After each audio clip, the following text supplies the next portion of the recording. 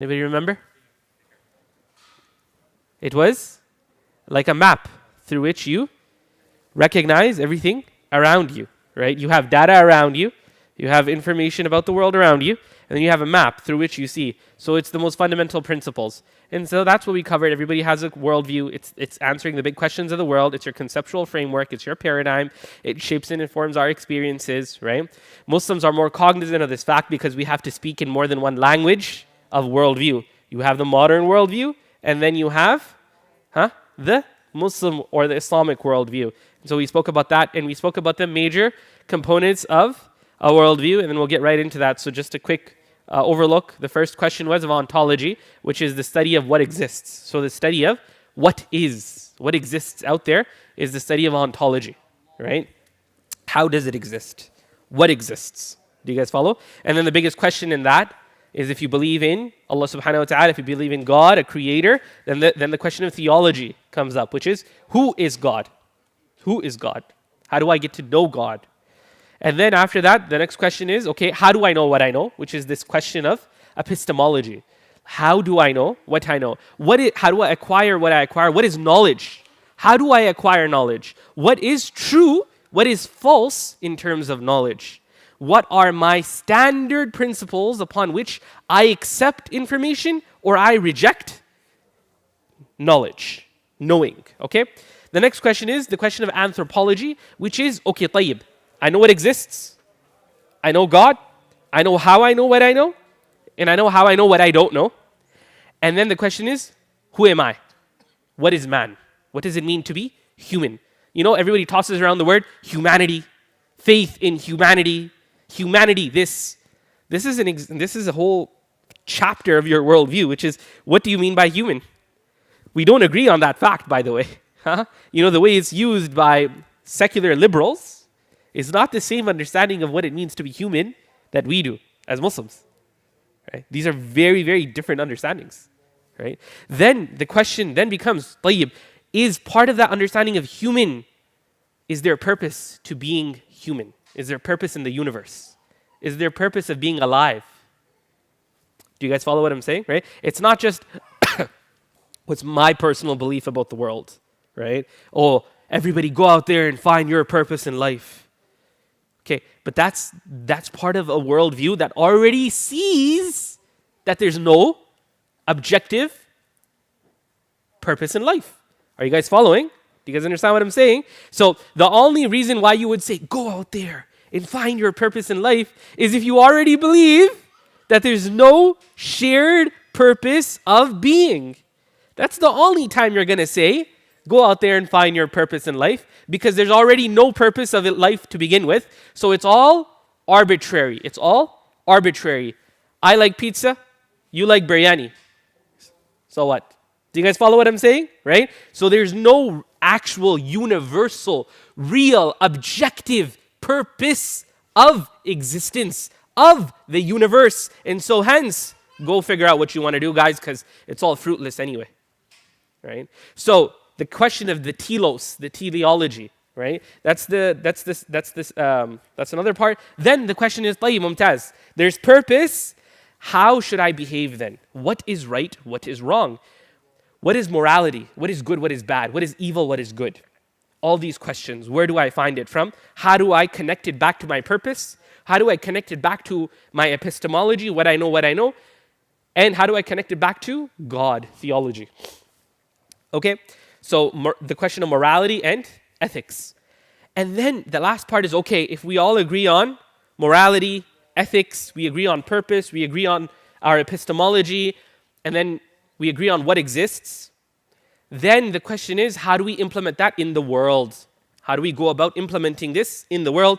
That is the question of law and politics. The question of law and politics is, what is just law? How do I make what is good and bad into a law that everybody must abide by, right? What is the ideal political arrangement, right? Because the political arrangement is another word, it's just fancy for how do we organize society, right? So if you have questions about how to order society, then that's a question of politics. Do you guys follow what I'm saying? right? If you have your notions about how society should look like, you have notions about politics, you also have notions about law, and you also have notions about what is good and what is bad. And you also have notions about other things. Okay, now, in today's presentation, inshallah, we're going to be cutting this in half. We're not going to be talking about the questions of morality and ethics in law and politics just yet. We're going to talk about the first part, which is ontology, epistemology, anthropology, and teleology. The questions of being, knowledge, purpose, and what is man. Okay? Why? Why? And mind you, why is it that today, like this is a question I'm asking you guys to contextualize, right? To make sense of all of this. Why is it that today we talk about abortion laws? We talk about status of women in society, equality. We talk about all these other types of human rights. We talk about all these things. We talk about law and politics without talking about purpose, what is man, how do we know what we know, and what exists. The reason is because the modern world, it cuts, it severs, it divorces the metaphysical from the physical, right? It divorces that which would, upon which you are building what you know, right? So it says these questions are the real questions. Those other questions, they're all personal choice. When they're not really, because it's on those answers that you will be able to build the second part. But they say, nah. We can figure out the questions of politics and ethics without the questions that come before. Do you guys follow? Right? So that's why in today's society, we can have these conversations without the conversations of what is a good life, without the conversations of what is man, how do I know what I know, and what exists. These questions are not discussed. These sciences are not discussed. And the only science that is discussed is morality and law. That's all in politics. Right? طيب. Any questions before we start getting into comparing between modernity and in between Islam? Right? Yes.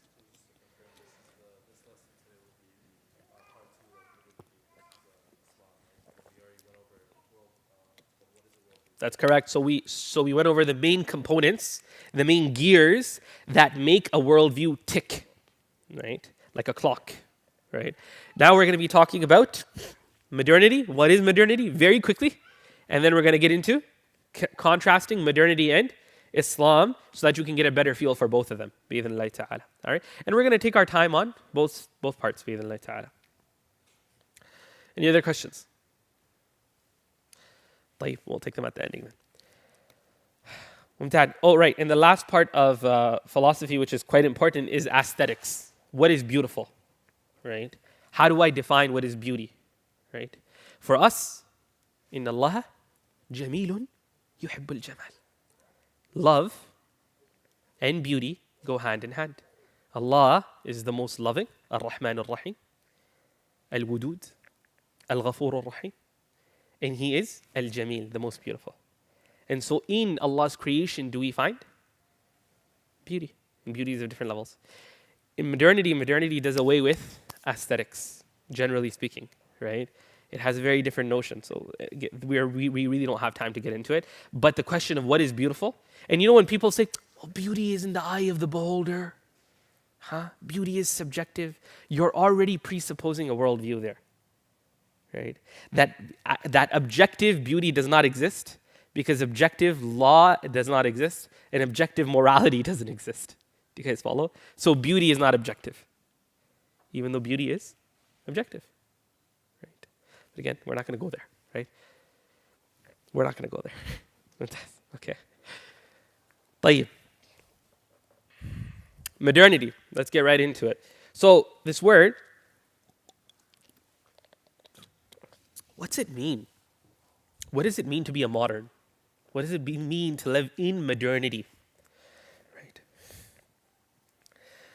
Modernity is the language of thought today that is supreme.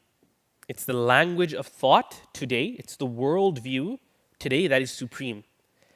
There is no part of the world that does not work off of modernity, right? And I'll give you some examples. Is there any single portion of land left in the world that is not underneath a nation state? No. That means the nation state has imposed itself as a worldview upon the world. And the nation state is the policing governmental body that is the direct instrument of the ideology of modernity. Right? It is what enforces this language of thought. So there's not a single spot in this planet. You go to the Amazon forest and somebody's claimed it. How can you claim something that's like impenetrable? Most of Saudi is desert, but it's claimed. Claimed as underneath a nation state. It's seen to be Saudi Arabian desert. What's the difference between the line right here and Qatar? Nothing. What makes this piece of land different than that piece of land?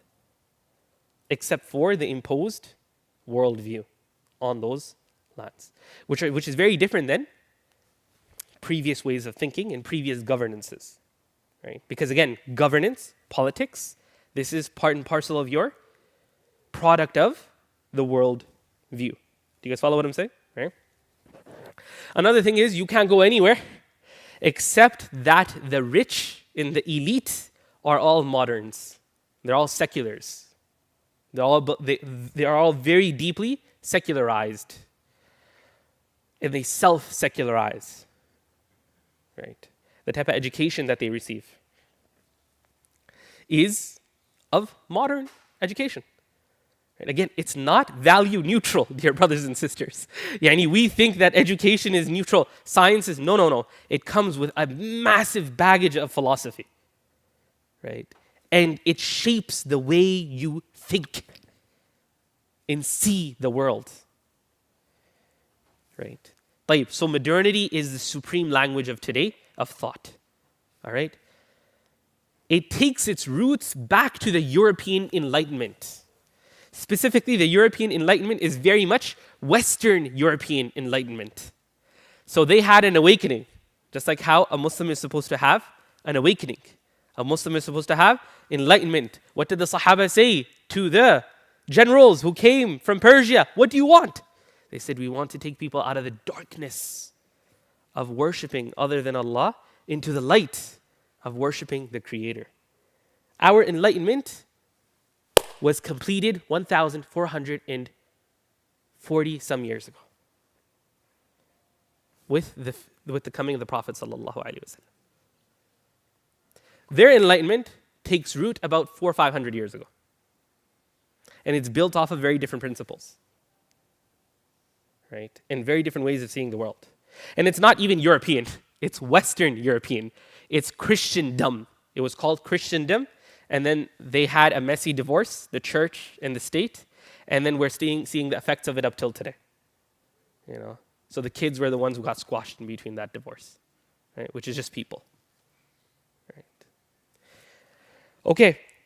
It is native to Western European experiment. It is a native experiment of Western Europe. So basically, even up till today, it's just an experiment. Right? They're going around experimenting that, listen, we figured out how the world should be. And then we're going to share it with the world through flowers and rainbows. And through going to their lands and giving them democracy by colonizing them, killing them, ethnically cleansing them, bombing children, murdering millions. Democracy and freedom, everybody. Right? And they justified it for the past 300-400 years now through colonialism. They colonized literally the entirety of the world. There was a point that Britain controlled more than 70% of the entire world. And under colonial power. And it justified it through these principles. That these people are all barbaric. They're all juhal. They're all monkeys and apes. Until we bring them our belief. And then we can justify killing, raping, oppressive taxation that literally sucks the very life out of them. The Indian subcontinent used to be the vast majority of the GDP of the world before the Brits came and colonized it. Underneath Islamic rule, or Muslim rule at the very least. And then they came and they squeezed it for every last drop of taxation till people would die of famine. They would die. They were producing the most wheat in the world, and they were dying without food because they had to give it to the Brits.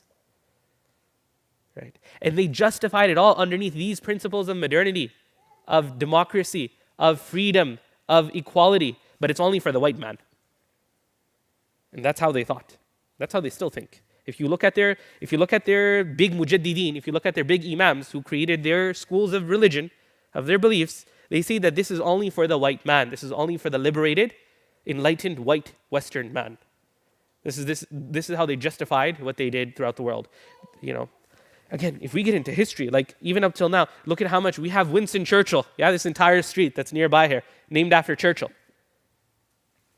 This very same Winston Churchill, who's seen as to be the biggest hero in the UK, who won the war for them, the Prime Minister of the UK, he's the same one. He said that I don't care. Like when he was told that, listen, if you take out the wheat right now, at the time of World War II from Bangladesh, millions will die from starvation. He said, I don't care about these monkeys. They deserve to die. And he wasn't even 100 years ago. Right? So this is the type of thinking we're talking about right now, right? And this is what is native to this experiment. And then they exported it to the world, as I said, through rainbows and flowers, the way they love telling us, right? Okay. Mumtaz, let's get into now contrasting modernity versus Islam. I don't want to spend too much time describing modernity because I'll tell you why. It's going to take forever. And at the end of the day, we're going to still feel like we don't have a proper grasp. The best way to learn it is to start contrasting it with the haqq, with the truth, which is Islam, inshallah.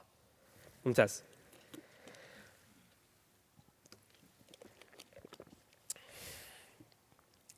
So, starting off with the question of ontology and theology.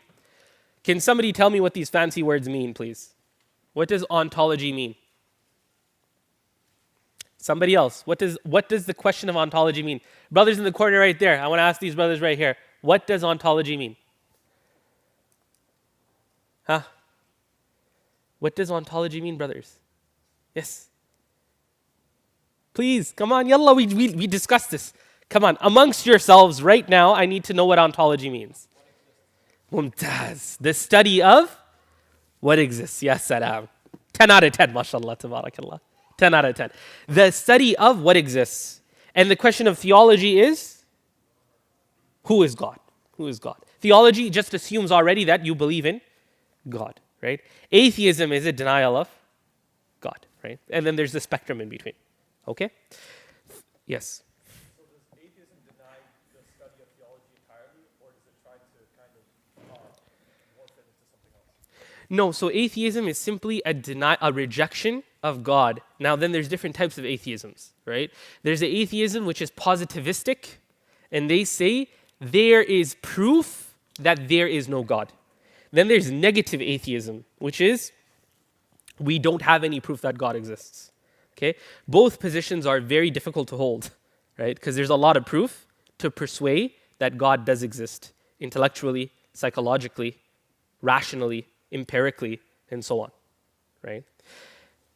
As long as until you're not a modern, right? If you believe in positivism, which is a type of empiricism, then no. But ala kulli hal, there's different types, right? So usually most people today, atheism is a very difficult position to hold, intellectually speaking. So most people today are agnostic, right? It's easier, right? It's like, listen, I want to follow my shahawat, I want to follow my shahawat, my own desires, but it's pretty hard to be an atheist, so I'm an agnostic. Do you follow what I'm saying? Right? Okay. And there's also something called, we'll stop there. Mumtaz. Okay. Let's get into it. We said that the most important thing when it comes to the primary difference number one, when it comes to the ontology of the modern worldview versus the Islamic worldview, is that we believe in Allah subhanahu wa ta'ala. We believe that our createdness is without a doubt. That there is no way in God's creation that we are not created. Neither is the world, because there's too much to show you that there is. The fine tuning of the world, everything you see around you, causation. The fitrah itself speaks, it yells to know that we are created and there is our creator. Our need for submission, our need for devotion, our need for living for a higher love, a higher praise, a higher veneration, a higher fear. Us recognizing how incapable we are, yet we're given a mind. We need to accept that there is that which is bigger than us, greater than us, that truly controls everything. Right? So we believe in Allah subhanahu wa ta'ala. That's the first thing. And all pre-moderns generally believed in a creator. All pre-moderns believed in a creator. It's not just an Islamic thing. You can go to any part of the world and they would believe in some sort of supreme power. In some sort of supreme power. Now, you have to understand, this is very critical. It's not just simply saying we believe, they don't believe. There's a lot more depth here, dear brothers and sisters. And I want you to focus on this, okay? If Allah subhanahu wa ta'ala exists, and He is the most important of all existence, He is the greatest fact about existence itself, about being itself, then what that means is everything else revolves around that knowledge. Everything else revolves around that fact. It takes within its gravity, everything else finds its rotation under the fact that Allah subhanahu wa ta'ala is. Right? It absolutely changes how not only you see the world, how you know the world, how you interact with the world, and how you see what you see, how you see what exists. Right? So Allah subhanahu wa ta'ala becomes the center. Knowledge of Allah subhanahu wa ta'ala becomes the most pristine. Knowledge of Allah becomes the most important. And everything else comes into its gravitational orbit around that. Right? In accordance with importance. Does that make sense? Right? The moment you move towards the modern worldview, which does not believe that it is an objective truth, they believe that as an objective truth, it is unreachable. The moment you move over to that side, khalas.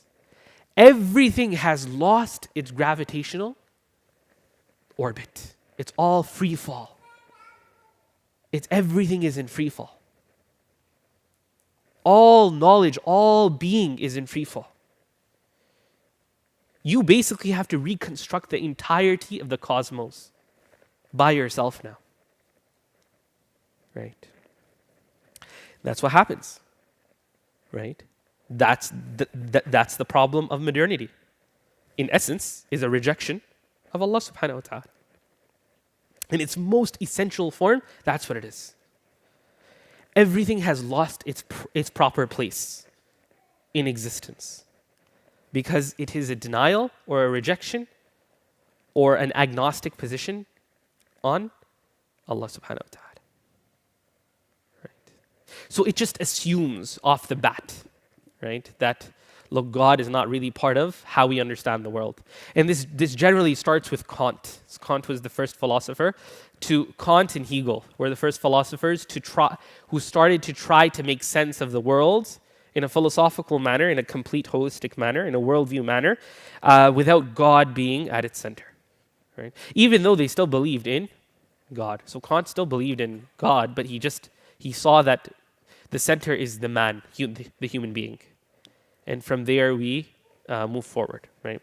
And then they kind of take this back to the Greeks. They say the Greeks were like this. The Greeks saw the man to be the center of the universe and so on and so forth.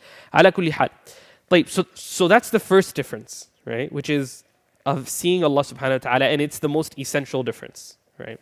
The second is about the seen realm, which we call the alim al-shahada. Alim al-shahada. The seen world. That's what we call it.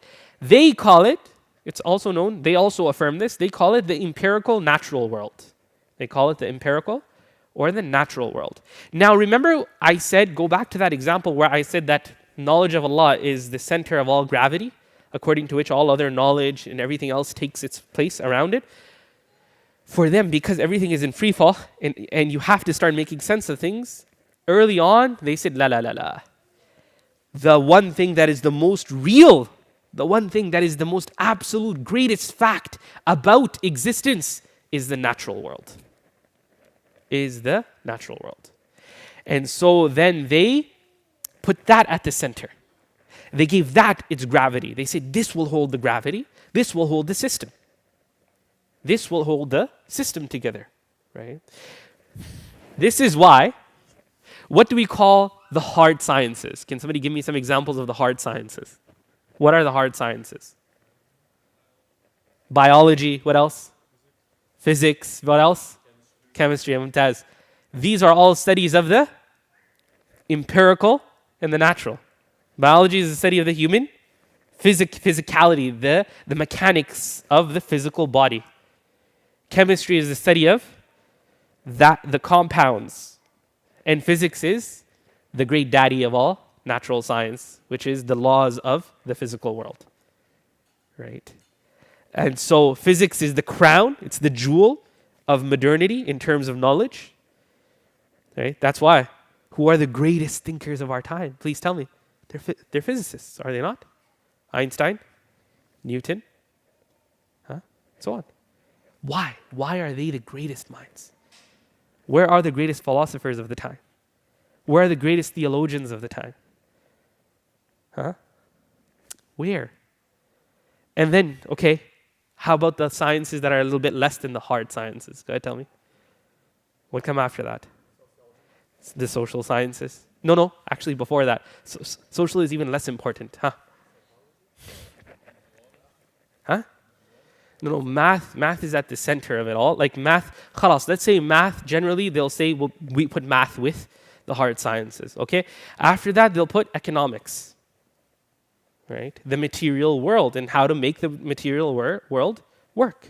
So economics takes the most importance, right? In its study in how to make it work. At the end of the day, if that's all that exists, and that's the most important existence, then we need to know how to run that, right? And so they made economics something separate, independent, because it's the study of the way we run our world. And then part of that is sociology, right?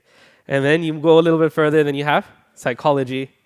And you go a little bit further, then you have philosophy. And then somewhere at the tangents, at the ending with no gravity, where, it's like Pluto, where we're still trying to decide if it's a planet or not.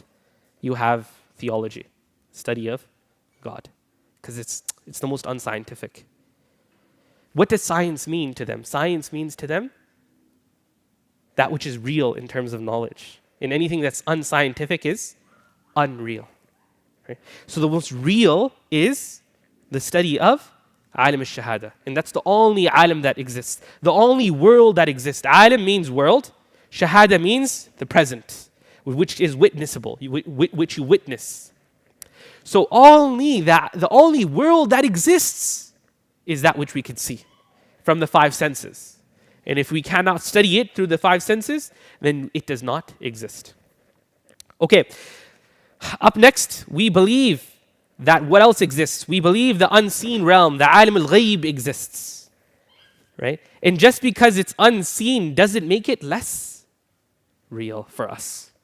Just because it can't be seen doesn't make it less real. Are you guys seeing the difference here? Notice the very subtle, very, very latif difference that just because of us being moderns, the moment we say unseen, it holds less value. I had to say that it's not less real. Did you guys follow? Did you guys notice? I had to say that it's not less real because we're moderns. If we didn't live in modernity, that wasn't even a question. Nobody would say, well, is it really as real? Do you have scientific proof for it? Do you guys follow, right? That's because of the type of thinking that we've inherited, the type of worldview that we experience, right? That we're constantly in this struggle, this pull and pull, push and pull. So for us, the angels are just as real. We believe very strongly that all of the shuhada in Gaza, that the angels are descending upon them. It's just as real. We believe, we see the sakina, the itmi'nan, the iman of the people of Gaza. We see it and others are starting to see it. That is only from the mercy of Allah subhanahu wa ta'ala. That is only from the peace and the tranquility of Allah subhanahu wa ta'ala. It is just as real. Just as real. We see the armies of the angels with the people of Gaza. It's just as real. Just because we don't see it with our eyes doesn't mean our hearts can't see it. Doesn't mean our hearts don't know it. But if you blinded your hearts, then you've blinded everything. You've blinded your mind. Right? In the modern worldview, the supernatural world is absolutely denied. Absolutely. Unequivocally, it's denied. It doesn't exist. It's for quacks.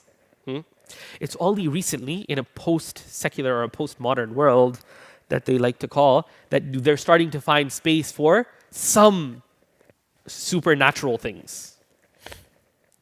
They have space for wizardry now, in witchery. They have space for paganism and shirk, but they don't have space for proper Christianity nor Islam, because those things, they're too real. So what we're going to do is we're going to replace it with new age religion, right? With paganism, with shamanism, with Reiki, with yoga. These things are all religious. They're all spiritual. But you know what? They fit within our new world because they don't have to do with politics. They don't have to do with ethics. They don't have to do with what exists. They don't have to do with any of those things. So it fits within a little niche here. Be happy with this. Go ahead and feel, I am spiritual, but not religious. That's the new phrase, right? Where does that come from? That comes from a postmodern understanding of the world. That you can be spiritual and not religious. What does that even mean? Where does that come from? It's the worldview. It's the worldview. Yes?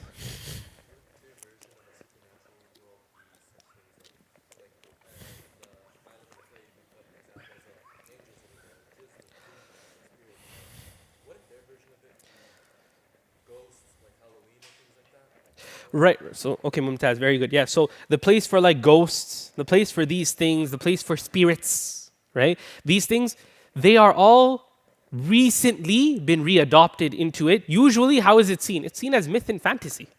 Do you follow what I'm saying, right? Like it's only seen as myth and fantasy. It's not seen as anything that's real. Do you follow what I'm saying? They're not going to go in there and study ghosts, are they? They're not gonna go in there and try to believe that these are real. They don't have any space for them in study. Does that make sense, right? It's only recently in a postmodern setting, we have ways of thinking about, oh, well, these things have a place now. But again, only within a secular framework, right? Okay, if we can keep the questions, because I really want to get more done. And I promise people that it would be less than an hour, inshallah, today. Okay, up next, we believe that in terms of what exists, we believe that there is a resurrection and a judgment. We believe in al-ma'ad, the great return, the great resurrection, right? Moral accountability. We believe that everybody will be held accountable. That ultimate justice cannot be found in this world. We don't believe in a utopia. We don't believe in a utopia. We don't believe that this world can become our Jannah. That if everybody became, a rainbow-loving, transsexual, that the world would be a better place. And if you all started accepting everybody, things would be fine.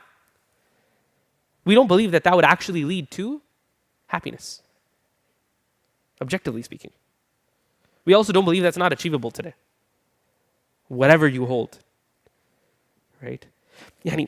Just one ayah. تبارك الذي بيده الملك وهو على كل شيء قدير. Glory be to the one in whose hands is the kingdom. All of being, all of creation. وهو على كل شيء قدير. And he has power and command over everything. Then what does Allah say?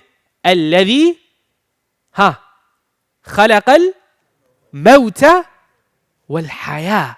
The one who created life and death and everything in between. For what? لِيَبْلُوَكُمْ أَيُّكُمْ أَحْسَنُ عَمَلًا. So that he may test you from which among you did the best of actions. There is no separation of being and purpose. Our purpose is to be tested to see who is the best of actions, who is the best of morality, who is the best of following the sharia of Allah, who is the best in accepting the tawheed of Allah subhanahu wa ta'ala. There is no separation. Life and death was made for this purpose. You can't, like in the sharia, in Islam, there is no separating between the question of I am and I must. I am and I must are the same. لِيَبْلُوَكُمْ أَيُّكُمْ أَحْسَنُ عَمَلًا. Right? So, in light of that, we know that there must be a resurrection, because there is no way that all the zalimeen, that all the mushrikeen, that all the kuffar, that all of the tyrants, that all the oppressors, that all the fusaq, that all the sinners will be able to be held accountable in this world. It's not possible. It's impossible. Anybody who's sane and logical will accept that fact.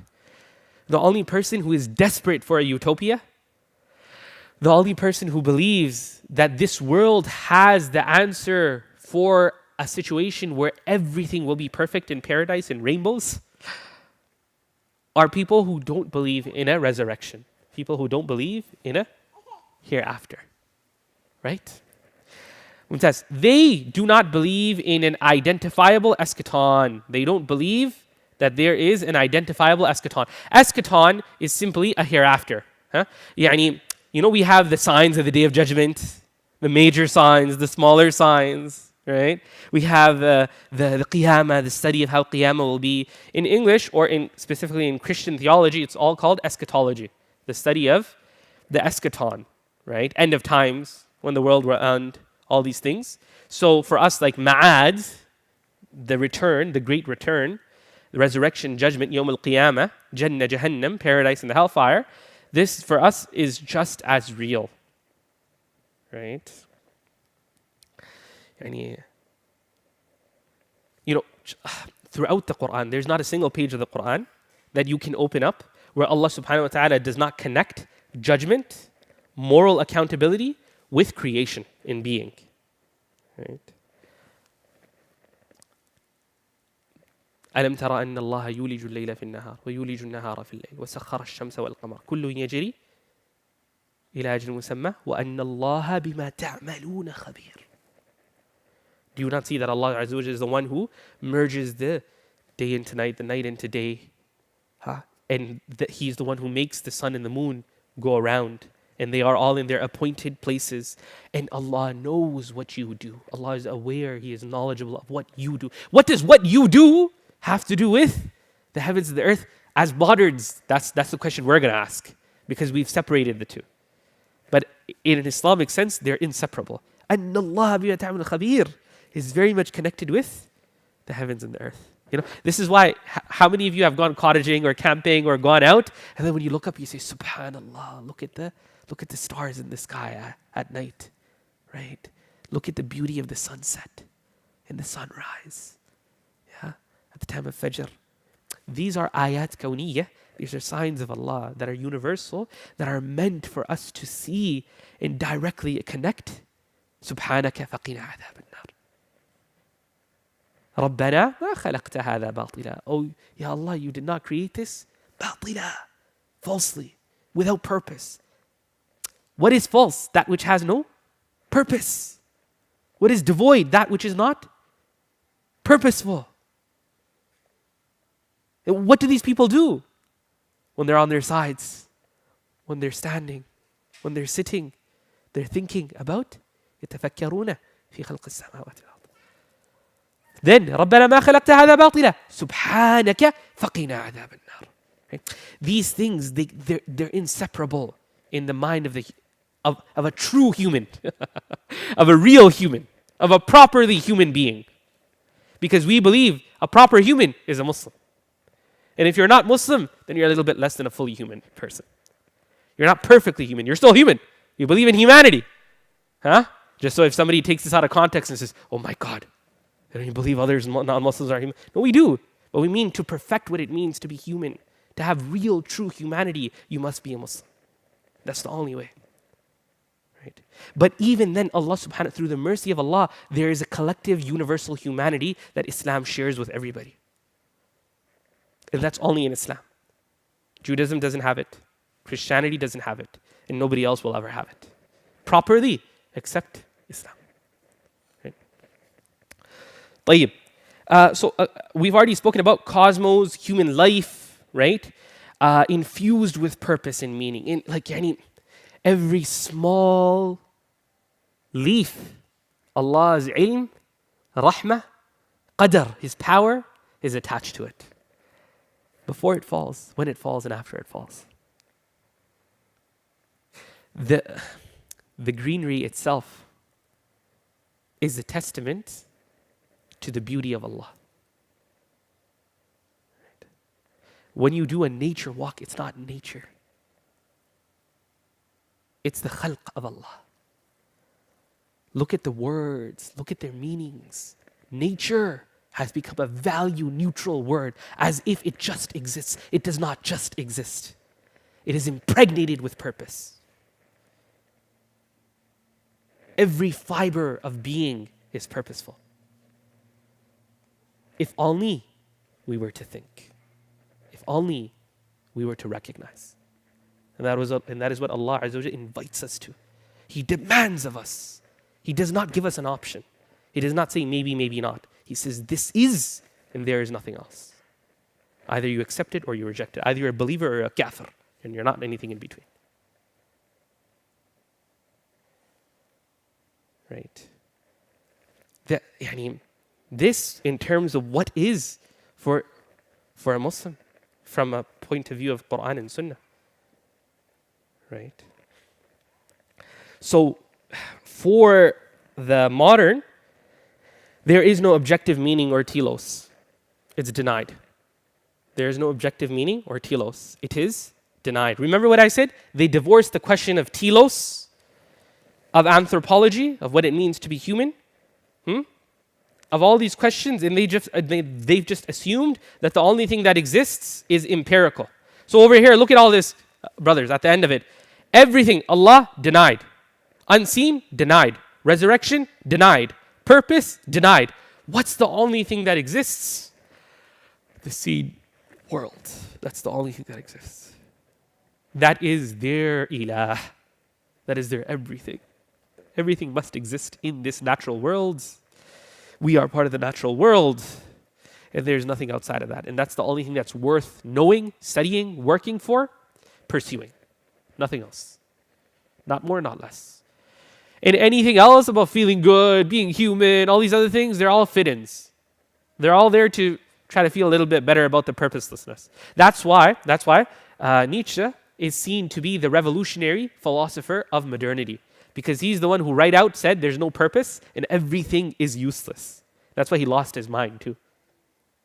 Right? And right before, he said to be real is to believe in this properly. To be real is to believe in this properly. So he was the most truest from among the philosophers of modernity. Right? And that's why he lost his mind. But subhanAllah, he said that's why there's pain, suffering, these things are nothing. They're absolutely meaningless. And subhanAllah, right before he lost his mind, somebody was riding their donkey and somebody hit their donkey. And he went and he grabbed the donkey and he started crying.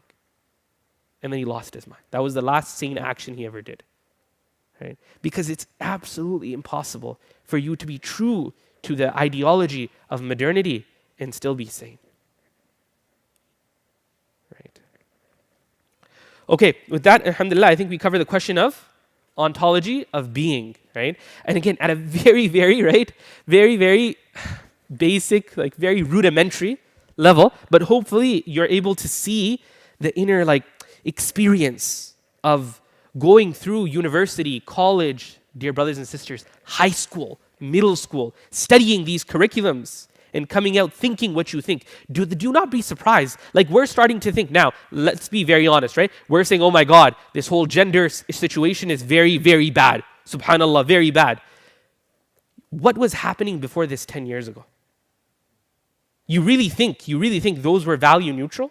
You think those things that were being taught? No, there weren't. And nor were they any less harmful. This is just an evolution of that. Right? And so it's extremely detrimental, and we should be aware. I'm not giving you any solutions. I'm not saying what's the answer. I'm saying be aware that if you go through a modern educational system, this is the aqeedah of modernity, and this is what's being taught through the curriculum. Hidden and seen, both curriculums. There's a hidden curriculum, a hidden agenda, and then there's the seen curriculum. Both curriculums are in line with this. There is no difference. طيب. You had a question? The assumption that people love giving themselves is, listen, I'm going to go out there with an absolutely unbiased outlook, and I'm going to be able to recognize what's right and what's wrong. That in and of itself is very biased thinking from a very specific ideology and a specific outlook, which is to say, I'm going to be unbiased, I'm not going to have any first principles. That's impossible. That's impossible. You have a worldview, whether you like it or you don't. Everybody does. You're not going to go, I'm going to explore worldviews. You already have one, buddy. It's either you're mismatching and you're confused, or you're just a modern and you think you're something else, right? Or a postmodern, and we're not going to get into postmodernity. Yes.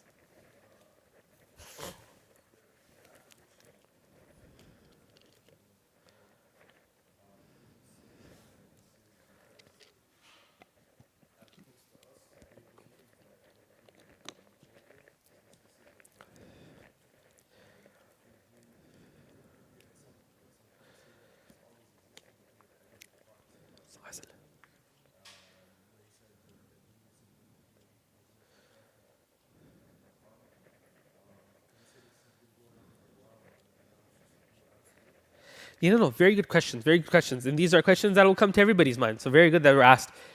Is this really new? That's effectively the question, right? Is this really new? My answer is, in the shape and the thinking process, it is. In its outcomes, it's not. Right? In the sense that people have always been towards the dunya. That's nothing new. That's nothing major. The thing is the type of thinking, the type of worldview building, the lack of any space for the religious to be a reinterpreted new word within the secular that doesn't have any space or authority for religion in society is what is new. Do you follow what I'm saying, right? It's the things that it does that are new. Do you follow? These words, the things that they do, the ways that they play out, these are new. Right? Like the experience of modernity is not comparable to anything that's happened in the past. Do you follow what I'm saying? Some would argue and say, listen, these are experiences of the world that have been ongoing for forever. The point is, there are these paradigms, whether they be of governance, whether they be of politics, whether they be of ethics, morality, whether they be of all these other things, these are new. The ways they work are new, and there's no denial of that. Do you follow what I'm saying? Here. Okay, one more question, and then I'm going to try to do the next part. Yes? There is an understanding, an admission even in the scientific world, even in the hard sciences, dimensions and imaginary fields that we cannot necessarily understand or see, but that we base ourselves to, derive new theories. Where would you classify that? Okay, so you're asking about other dimensions and the ideas of multiverse and all these other things that come up within pseudoscience, right? It's not real science, right? Science.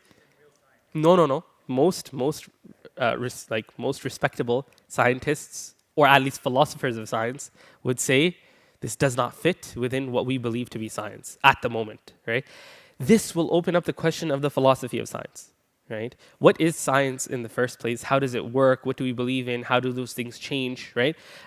That's a separate question, but it's still to answer, to give you insight. Those things are still knowable and they're still considered natural. Follow me. They are not considered unnatural, nor are they considered that which exists from the unseen, because they're still knowable. And they're knowable in the way that we think is natural, which is through the five senses and through that which they can perceive. Right? So as long as until they fit within that paradigm, generally speaking, it's still thought to be a natural theory. Do you follow? Right? Usually speaking, they are just loopholes because they don't want to accept causal relations. They don't want to accept an ultimate creator. They don't want to accept because there are other theories that say that there is a designer within science, right? You know, those theories they are uncomfortable with because it goes back to the idea of God, right? And so they'll find every other reason, right? So like let's take the idea of the Big Bang. The Big Bang was very, very disturbing for physicists. Einstein initially rejected the Big Bang theory, right? Especially after all the of the rays, the red, and so on, and the spectrum and whatever else, and he was very, very uncomfortable with it, and the reason was because that would entail that there was a point in time before which creation wasn't, natural world wasn't, and so you need to have an explanation for what was before that. Do you follow? And so they were very, very hesitant to accept the Big Bang. And then when they had to think, oh, well, if there's enough options of universes, then this one must have existed. So they opened up to ludicrous things, fantasy. It's literally fantasy. There's nothing to prove it scientifically, nothing. But it fills their imagination with anything but God. Do you follow? Because there's no space for it within it. There's no space for it within it. Right? It's militant intellectually. It holds on to its first principles with its teeth, the way the Prophet ﷺ told us, "Addu alayha bin nawajith," follow my sunnah and the sunnah of the Khulafa al-Rashidin. Hold on to it with your molar teeth, no matter what. They hold on to their ideology with their molar teeth, no matter what. So this is just the question of ontology, and I think we'll leave the question of epistemology for next class, bi'idhnillahi ta'ala, so I don't overwhelm anybody. And I said we'll keep it within an acceptable range. So we'll just continue with questions, bi'idhnillahi ta'ala, for the next 5 minutes, and we'll wrap up, bi'idhnillahi ta'ala. Yes?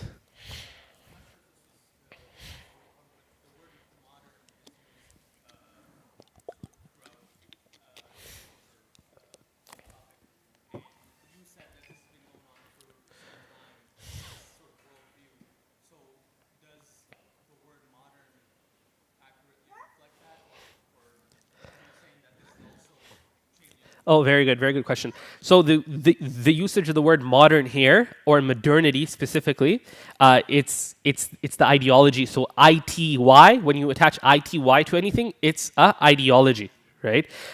We're talking about these specific ideas of seeing the world, right? The other usage of modern is anything that is, and sociologists love doing this, especially today, temporaneous. Anything that is temporaneous, anything that is within the temporal now. Right? We'll call that the modern, but that's not what we're using it as. We're not using it in the sense of its lughawi, syntactical, linguistic usage that we might assume to be, oh, this is modern. We mean a specific type of ideology. I'll give you another example, especially if you're familiar with colonial history of the subcontinent, right? The idea babu. When somebody is, these guys are very babu. Back home, anybody who has like different types of haircuts, wears jeans and things. At least back in the days, a couple of years ago, what would they call him? They'd call him Babu Saab. Right? This guy's a Babu, right? What is Babu? So Babu here would be more appropriate. Why? Because the English, when they came and they colonized, they created a new social system within which certain type of training in language was given in a standardized manner to specific people who would then hold positions of power, government, and so on and so forth, they were called babus. Do you get what I'm saying, right? And so from baboon. Do you get me? Right? And so these guys are jockey. Do you get what I'm saying? Right? So they'd say that these guys do our like leg work and they're baboons. Right? And so they were called babus. Do you get me? Right? And so this is kind of like the etymological usage. Like this person has adopted that thinking, that education, that way, and he's subservient to this worldview. Do you follow? Right? That's the usage of modern that we're using. It's a specific set worldview, which has a lot of different variation in it. Mind you, I don't want to make you guys think that there's like one set path. No, modernity has madahib. Yeah? It's a deen. Remember, we said in our first class, that it's a deen, it's a religion, it's a way of life, underneath which there are madahib. What is the madhab that is supreme today? Liberalism. Neoliberalism. Right? And they had huge religious wars. Before they had the wars of Protestants and the Catholics for like 70, 80, 100 years. And they killed millions. And then afterwards they had new wars of religion between liberalism, fascism, and communism. Right? These are all religious wars. They're all ideological wars. Right? And they're nothing else but that. And they killed hundreds of millions in those too. And they say religion caused violence. When they've killed more people underneath their modern religions than anybody else. Right? طيب, okay. So, yes. تفضل. I was going to ask about when you mentioned the postmodern, the new age religion stuff, you're going to write, I was going to ask another example of that in astrology, trying to do spiritual without being religious. Yeah, probably. Yeah, exactly. Astrology is also one of those, right? The whole like, oh my God, what star are you? What month were you born? Right? I can't trust this anymore. Like that all fits within the postmodern in a way that is very ugly. Aesthetically, it's quite disgusting. You get what I'm saying, right? Yes.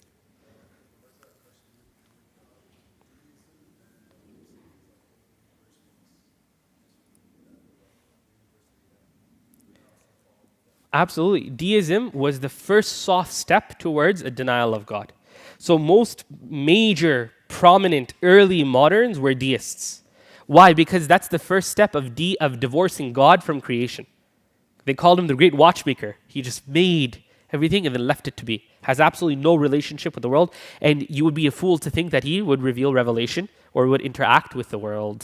Do you follow? So that's the first soft step towards modernity, right? And most people today have reverted back to deistic thinking, right? Saying things like, I'm spiritual but not religious is quite similar to the idea of deism, right? I believe in there being a supreme being, but I don't believe in organized religion, right? This is all deistic thinking having a strong comeback. Do you follow? Okay, last question, then we wrap up because I gotta go. Yes. I was watching like a video recently, Mhm. basically like ranking the most influential people, and everybody has all those things, but obviously the number one was so how do most like, modernists view prophet figures back in the day? Like most, I'm talking about modernistic thinkers. How do they look back at these people when they know that these people have a huge impact on humanity? Very nice, right? So he's saying that, in lots of studies today, they say the most influential person was the Prophet sallallahu alaihi wasallam. Anybody study a bit of anthropology and sociology here? Raise your hands. Okay, Mumtaz. What are the metrics according to which they're saying that he was the most influential in terms of how many people he managed to influence in amount of the time and etc., right? Again, those are only empirical or supposedly empirical markers of success. So they don't really believe in anything above that. Mostly speaking, if you look at their literature, they say he's most probably a person who took from the Yahud and the Nasara. That's what they say. وَالْعِيَاذُ بِاللَّهِ. Right? They say he was most probably a person who had hallucinations. That's what they say about most spirituality or religious figures. Right? This person was schizophrenic. This person, would have voices in his head. Do you follow? Again, they're going to pathologize and psychologize, which is another discussion, and I don't want to go there because we'll give it its due time, inshallah. بإذن الله تعالى. Okay, طيب, we'll stop there inshallah. سبحان ربك رب العزة عما يصفون وسلام على المرسلين الحمد لله رب العالمين اللهم اجعلنا من الهداة المتقين الصالحين واغفر لنا وارحمنا يا رب العالمين وصلى الله وسلم على سيدنا محمد وعلى آله وصحبه أجمعين. والسلام عليكم ورحمة الله وبركاته.